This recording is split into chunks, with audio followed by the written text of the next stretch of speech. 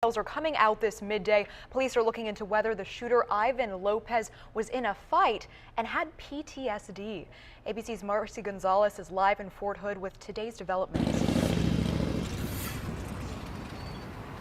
Army officials say the alleged gunman was evaluated by a psychiatrist just last month and that there was no indication he could be so violent. Today, Fort Hood open again after a deadly shooting here at the nation's largest Army base that triggered a lockdown. 3 soldiers killed, 16 others wounded before the gunman, confronted by an Army police officer, then shot and killed himself. I heard gunshots. At that point, I was scared. The gunman, identified as 34-year-old Army Specialist Ivan Lopez. That is him, but every time I saw him, he was always smiling. Sources tell ABC News investigators are looking into the possibility Lopez may have been in an argument just before the shooting. They're also digging into his background, his 9 years in Puerto Rico's National Guard before enlisting in the Army in 2008, his 4 months spent in Iraq in 2011, and the treatment he was undergoing for anxiety, depression, and possible post-traumatic stress disorder. They are working to get answers from those who knew him best. I noticed his wife coming out of the apartment and she was hysterical.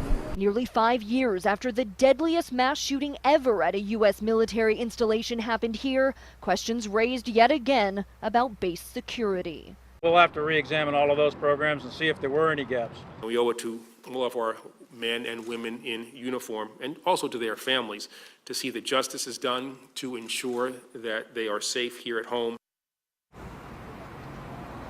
And of those 16 people wounded in the attack here, we're told at least 3 remain in critical condition, but hospital officials say several others could be sent home as soon as today. Live at Fort Hood, Marcy Gonzalez, ABC News. Now back to you. All right, think about this. How many of you would dream of driving blindfolded or even closing your eyes for 3 seconds while doing just 35 miles an hour? The Highway Patrol has found a dramatic way to illustrate the dangers of texting while driving. 10 News reporter Joe Little live at Qualcomm Stadium. And Joe, you got to see firsthand what I'm talking about. I'm watching it right now, Bill, but I'll get a chance to drive these cars firsthand next. April is Distracted Driving Awareness Month. That means, of course, driving while talking or texting on one of these phones. Let me show you what's going on here at the Qualcomm Stadium parking lot. This is a road course set up by the state, the CHP, some of the local police agencies to give people a chance to see, just give them a barometer to see how much of a difference they can drive from completely focused on the road to driving distracted. This, you can see this road course here. My photographer Steve Royce is videotaping for you right now. The participants will drive through this course normally, focusing on the road like we all should. Then they're going to put a cell phone in their hands and have them text a message to their mom, their boyfriend, their girlfriend, and see how they're doing. Trust me, we've been watching for the past few minutes here. It's a debacle. It's a complete, total debacle. A survey last year said that 62% of Californians have been hit or nearly hit by someone driving while they were talking on the phone or texting. So that's a scary stat right here. But here's the scariest one of all. A text, Bill, takes about 4.6 seconds to get through on your phone. During that time, if you're on the highway going about 65 miles an hour, you go about 100 yards, the length of a football field, basically blindfolded. That's dangerous as all get out.